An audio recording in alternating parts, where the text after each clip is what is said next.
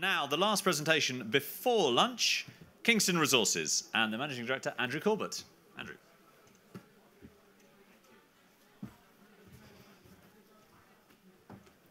Thanks everyone for your attention here, and it's a great pleasure to be introducing Kingston to one-to-one today. We're actually a very new company in the basically in the gold space. 5 months ago we completed a transaction where we picked up the Misima Gold Project. So that was in November last year, and I'm going to talk about that today and just give you a feel for the potential of the Misima Gold Project. So Misima is our flagship project, our core focus of the business now. It's produced 4 million ounces of gold in the past, so that's 3.7 million ounces of gold and 22 million ounces of silver, so over 4 million ounces together. Now that project closed in 2004. It was a former Placid Dome project, and Barrick actually took over Placid Dome and did the rehab on the project and closed it. So this asset has not been drilled or explored for gold for over 17 years. We currently have a 2.8 million ounce JORC resource. Now that JORC resource is based on 100% historical Placid data. So we haven't drilled a hole yet, but that is going to change in the next few days. So our drill rig arrives this week, and we'll commence a 10,000 metre gold exploration program over this asset. Most importantly, in that period, over the next quarter, we will complete our earn-in on the project, so we'll have 70% equity in the project. Our partner is Pan Pacific Copper. That's a consortium of Nippon and Mitsui. So our strategy is quite simple with Misima. We're going to focus on extending that resource, upgrading that resource, and also looking at satellite projects and bringing additional feed or opportunities into the pipeline. So Misima is in PNG. We touched that earlier, and it's got a long history of mining. Gold was discovered there over 100 years ago, with 4 underground projects also pre-World War II producing gold at 9 to 10 grams. Placid then came in the 90s and into the 2000s and produced all the open pit ounces at 3.7 million ounces. It's currently an exploration licence, so it's no longer a mining lease, so we'll have to go through those approvals processes again. Historical production is very impressive, and this is why we talk about awakening the sleeping giants. So Misima averaged 230,000 ounces per annum for 14 years, and peak production was 370,000 ounces a year. In 1992. And most importantly, its cash costs were US $218 an ounce. So it was a very profitable project for Placid Dome. One of the benefits of picking this project up has also been the historical data. So we have all the geology, assay database, both the mining and the exploration databases. We have the historical feasibilities, the engineering studies, and basically everything that was done by Placid to get this project in production previously. So that's a good advantage in terms of bringing this back online in the future.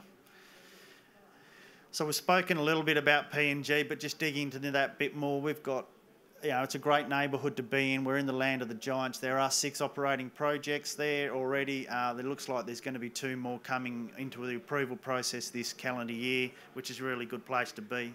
Misima itself is an island, 600 k's off Port Moresby, with 15,000 people. And that a very positive point of view from the culture, because the Misima residents are mining focused people. They currently do fly in, fly out to a number of projects within the region. So they're ex-Placid trained miners that fly to other mining projects. In terms of infrastructure, there's also a lot of infrastructure that Placid put in place. So airports, port, school, hospitals, all of those are an advantage for us to get this project back on track. Also, obviously, as a historical open pit project, it was very low cost, had very favourable metallurgy, 91.7% gold recovery for 14 years. So what are we focused on? We're focused on the Umuna Shear. You can see here, this is a 3.5 kilometre open pit. It's open to the north for another 4 kilometres. It's open on the east and to the south. So there's a lot of exploration upside. And we've got a number of prospects that we are in the process of proving up and bringing into the pipeline. I'll get into a little bit more detail on the geology in the next slides. You can see here, this is a view of the old pit area that's obviously been rehabilitated and now sort of returned back to the original jungle. You can see some water here in one of the old pit areas.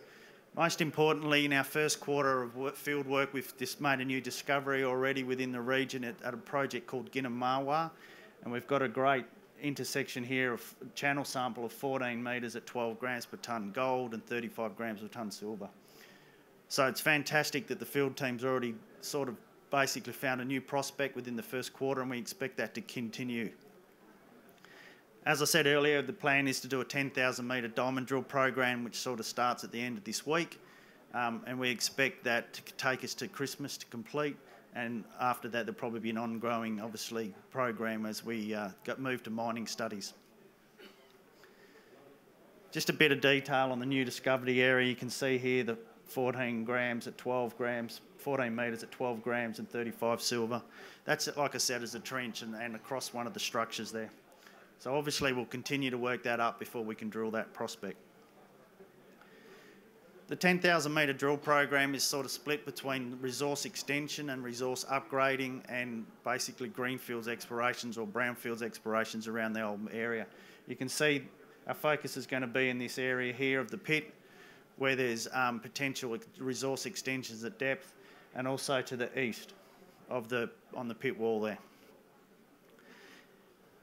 On the eastern side of Umuna, there's been some work done by Placid Dome, and you can see these assays areas here, and you can see some of these channel results. So 20 metres at 4, 60 at 1, 40 at 1.9.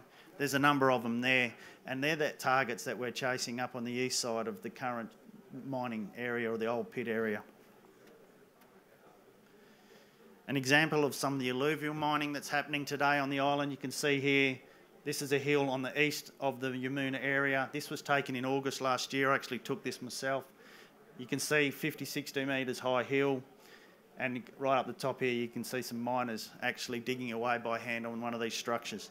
These are some of the best exploration geologists in the market, and we will continue to follow these guys around and basically sample their workings and drill underneath them. Here's an example here of the potential of the Umuna structure, and as you can see at depth, it becomes very wide and the grade increases. It's 40 to 50 metres wide in the main section of the pit, 2 to 3 grams per tonne.